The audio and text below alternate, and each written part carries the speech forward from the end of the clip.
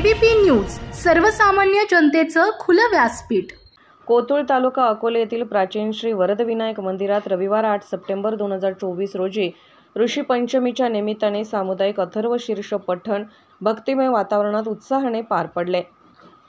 या कार्यक्रमाचे आयोजन जय भवानी संस्कृती संवर्धन मंडळाच्या वतीने करण्यात आले होते। श्री गणेशाच्या उपासनेमुळे एकात्मता, ऐक्य, बंधुभाव आणि राष्ट्रीय कार्यक्षमता वाढवण्यास मदत होते, असा संदेश यावेळी देण्यात आला। सामुदायिक अथर्व शीर्ष पठणाचे हे कोतुळ येथे सलग 12वे वर्ष होते।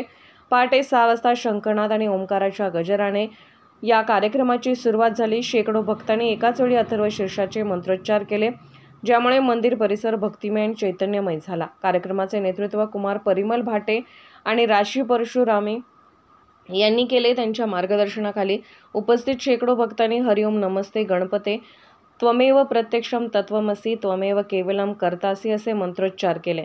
पहाटेच्या शांत वातावरणात एकसुरातील मंत्रोच्चारांनी मंदिर परिसर आनंदमय झाला।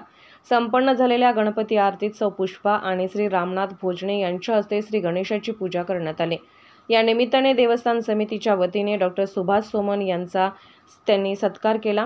या कार्यक्रमाला प्रदीप भाटे, डॉक्टर कपिल कातोरे, विनय समुद्र, कुलदीप नेवासकर, रवींद्र धुटे, विजय तोरकडे, रमेश देशमुख, अनिल फाटक, बाळासाहेब पोखरकर, संभाजी पोखरकर, विशाल बोहाडे, दीपक राऊत, गुरुप्रसाद धुमाळ, कैलास देशमुख यांची उपस्थिती होती।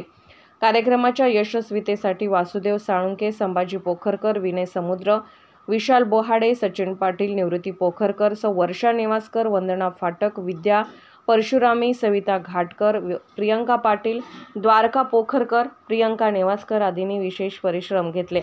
यावेळी ऋषी पंचमी निमित्त महिलांनी ऋषीचे पूजन केले। सौ विद्या परशुरामी यांनी पोथी वाचन केले। यावेळी हबप हिराबाई दुटे, नंदाताई शेळके, अनिता पोखरकर, अनुराधा फाटक आणि इतर महिलांची मोठ्या प्रमाणात उपस्थिती होती। कार्यक्रमाला स्थानिक भाविकांचा उदंड प्रतिसाद मिळाल्याने हे आयोजन कोतुळसारख्या ग्रामीण भागातील भाविकांसाठी एक आगळा वेगळा अनुभव ठरला। केवलम कर्तासि त्वमेव